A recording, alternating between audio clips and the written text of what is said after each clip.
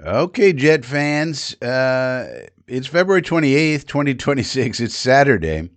The Combine is going on, the NFL Combine, the last big event before free agency. And then once the free agency frenzy begins, it'll be time for the draft before you know it. So at this point in time, hopefully while we're making this video, Darren Muji and Aaron Glenn don't make any more trades. We wanted to go over the roster because some people may not quite understand where we are in terms of roster construction. That was the main problem last year. And we're actually not in as bad of shape as people would think.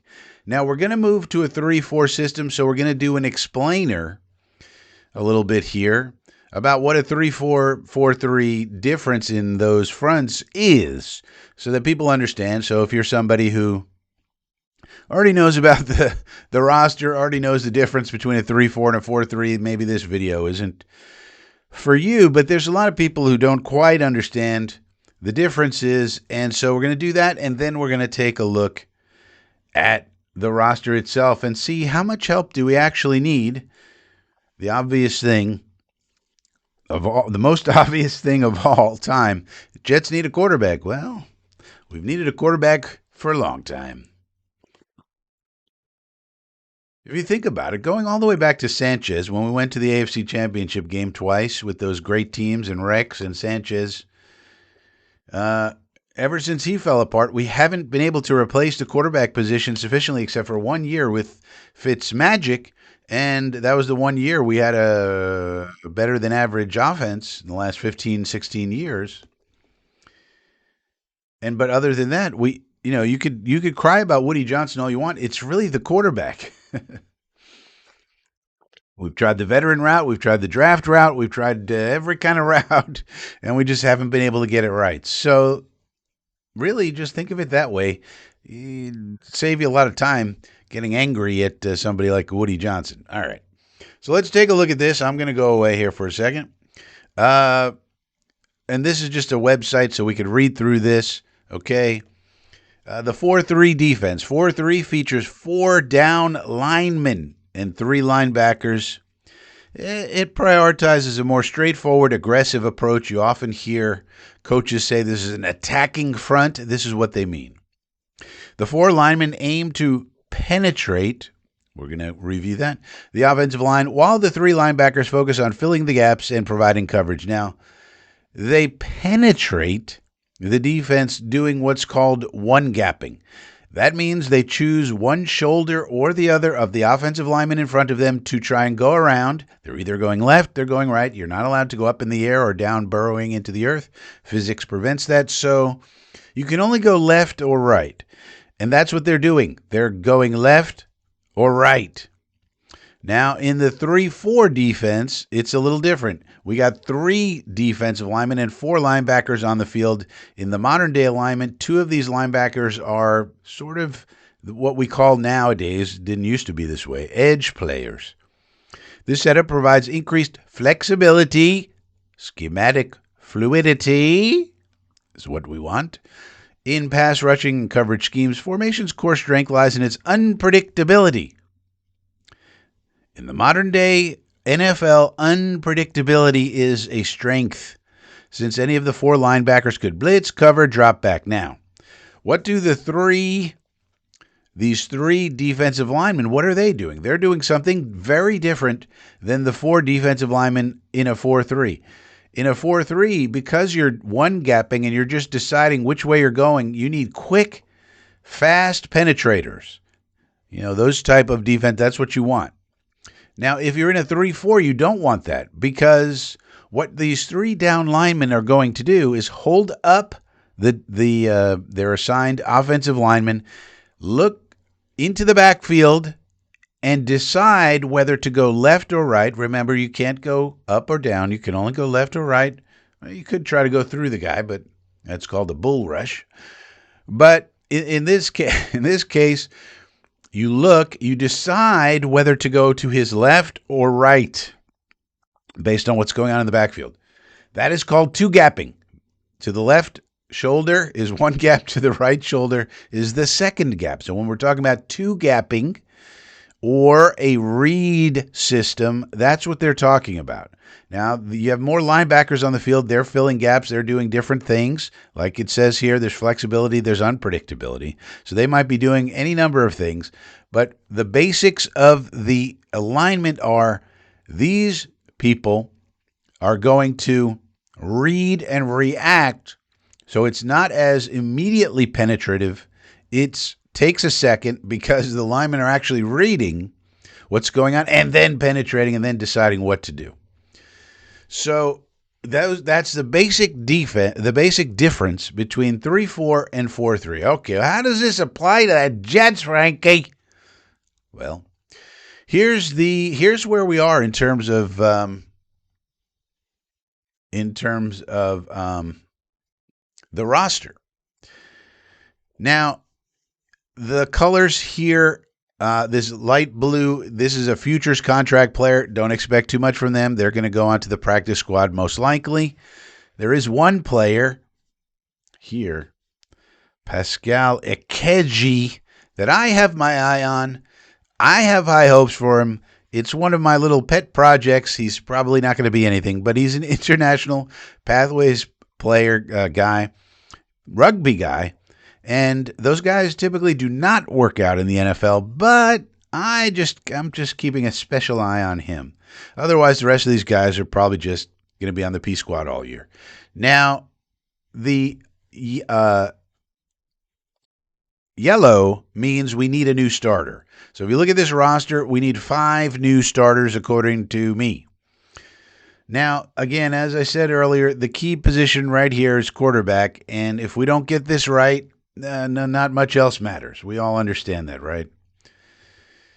But if we do get it right, we're not that far off, really, from being good. Now, on the offense, what I'm showing you here is 11 personnel. 11 means 3 wide receivers on the field at the same time, along with 1 tight end and 1 running back. That's where 11 comes from. And so Mason Taylor's on the field. I'm assuming we're getting Breece Hall back. All indications are we'll tag him or sign him. So he's here. And in this alignment, your Adonai Mitchell is your X. Hate to tell you. Now, X wide receivers are typically the first option in most plays in a playbook. So Adonai Mitchell is going to get plenty of targets, and if we get a quarterback who knows what the fuck he's doing, I expect a big year out of Adonai and Garrett as well. Now, you could say, well, wait a minute. John Mechie as a slot receiver, that needs improvement. All right, it might need a little improvement, but you could live with John Mechie as your starter in the slot. We'll probably get either free agent or in draft, another wide receiver to improve the room. And we understand that the backups, there's not a good situation here. We need to bulk that up. But in terms of starting, this is pretty good. Again, all going to depend on the quarterback. Keeping in mind, with this offensive line, and we're probably signing John Simpson here, and that would be the same exact offensive line we had last year because ABT got hurt, remember, right before the first game. And with that, and with no quarterback play, we had a top 10 running offense. People seem to forget this.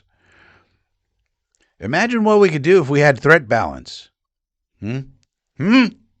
Now, we're calling this the Stanford Smarty Pants' offense, perhaps not the greatest nickname in the world, but people are forgetting that Frank Reich brought over some Stanford Smarties from his college experience with him to the staff, in addition to Seth Ryan, who's from the Lions. So now we have 2 former Ben Johnson sort of proteges, if you want to call them that, Seth Ryan, son of Rex Ryan, and Steve Hayden, the offensive line coach, who's going to be and was very involved in the running game. So those are also great hires as well. And remember, this says good luck charm.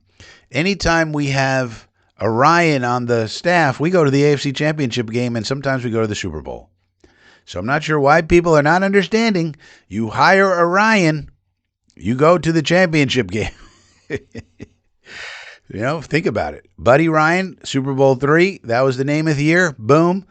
And then Rex shows up. We have these loaded teams. We had a good enough quarterback, Sanchez. He wasn't good, but he was good enough, barely, to get us to the AFC Championship game twice. And then it all fell apart after that. But still, so now we get Seth, So maybe he's the good luck charm. Got to look optimistically. Now, we do have 12 draft picks. That's something else people don't seem to understand. 12 draft picks. Right now on the roster, I count 58 people, including the futures contract people. So we have 70 people. That means we need 20 more for the 90-man roster. So there'll be a lot of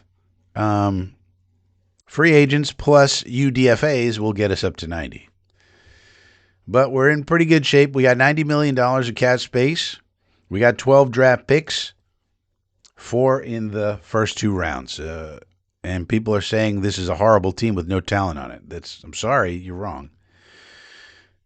Now, the offense all comes down to the quarterback. We understand that, and we got to get one who knows what the hell he's doing, all right?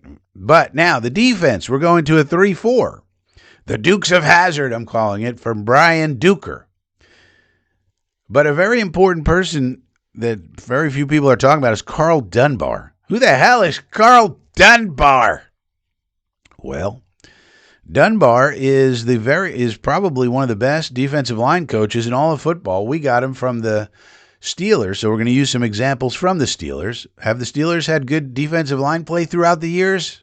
Yeah! So guess what? We're going to have it too.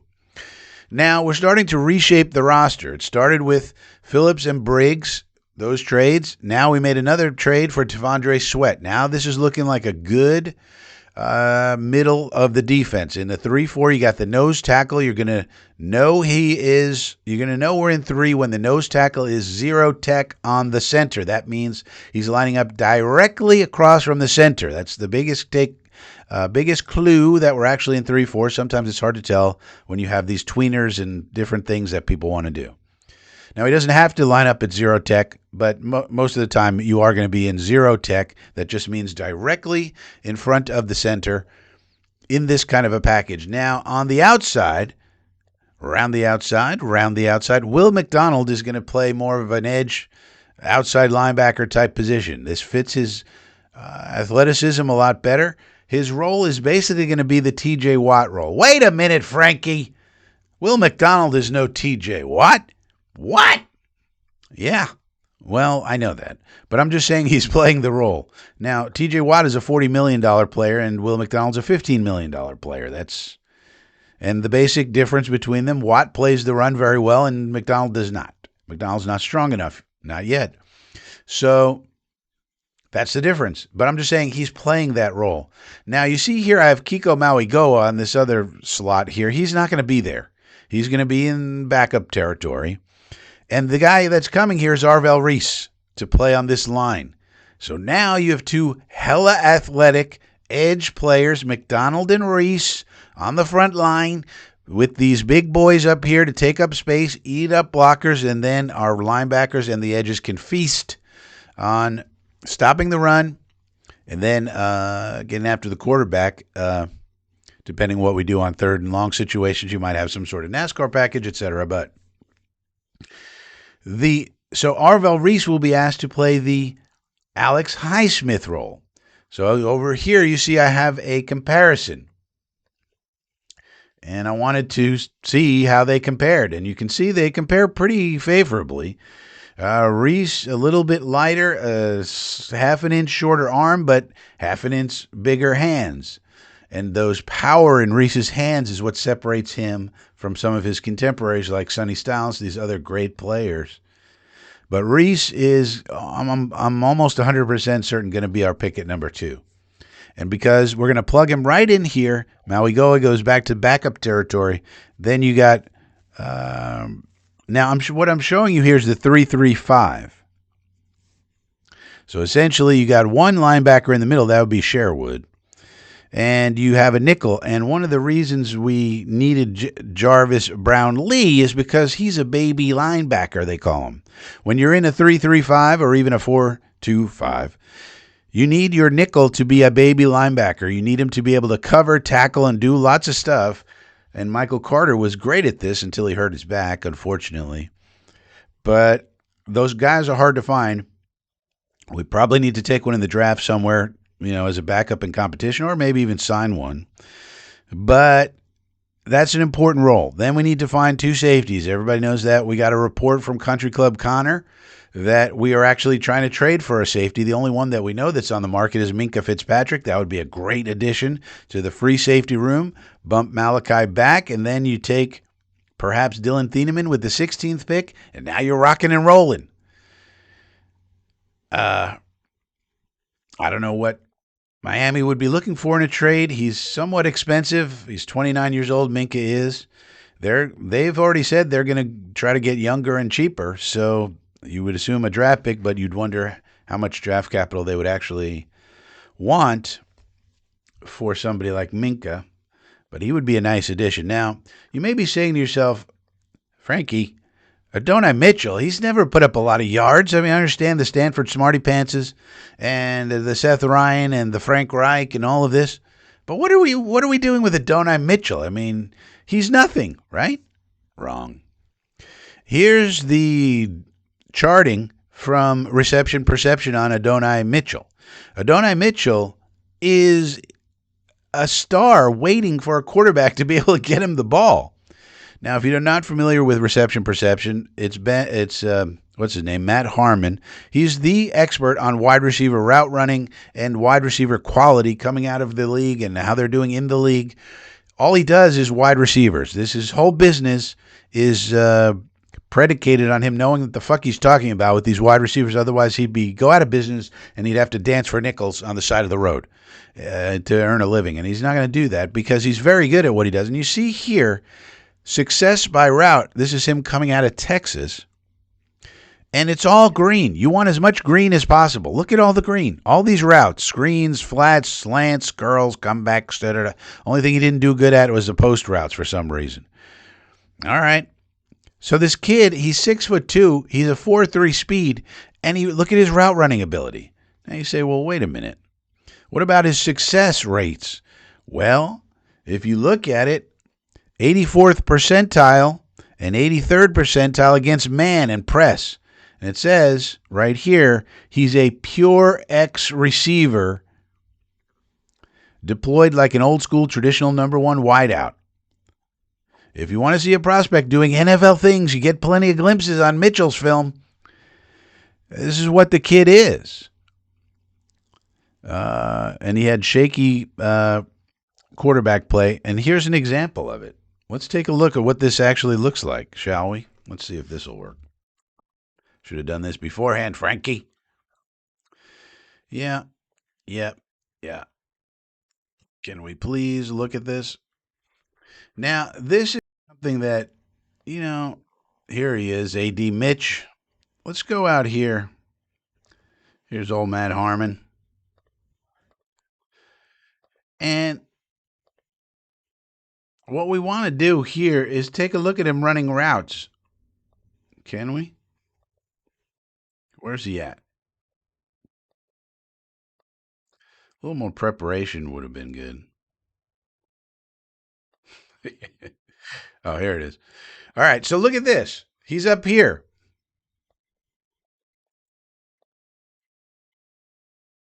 Let's go back a little bit. This is just an example of what the man can do. This is Quinn Ewers. Ewers. There's a reason why he's named Ewers. This is at Texas. And so let's watch this play. Now this cornerback's going to get beat twice. Boom. Right here he's beat. Look at that footwork. Excellent release. This cornerback is so fucked right now. All he has to do is keep going. It's a touchdown. But that's not what the route is. So now he's got to beat him again. Bink. This guy's now trying to catch up. And now he gets lost again. See ya. I mean, you know how hard that is? This man's 6'2". Wide open touchdown, right? Quinn Ewers, just put it on him. We got a touchdown. We got it. Now you know why Quinn Ewers is Quinn Ewers. Ew. Because that throw is disgusting. But that's what we're talking about when we're talking about A.D. Mitchell. That was just one play, but just to give you a feeling, I can't go through 20 hours of film, but And um, the basic resulting opinion of Matt Harmon in this video is Adonai Mitchell has the skills to be an outlier. He's talking about a statistical outlier because he didn't put up great yards per route run because of the quarterback play. If you just get this man a quarterback, he has the skills to do anything you want him to do. And that's the basic bottom line. Get this man a quarterback. Now, we don't have a quarterback, you're saying, Frankie? Yeah, but we got to get one. That's always been job one. It'll continue to be job one. But the roster's not in as the basic bottom line of this video is this roster's not in as bad a shape as you think.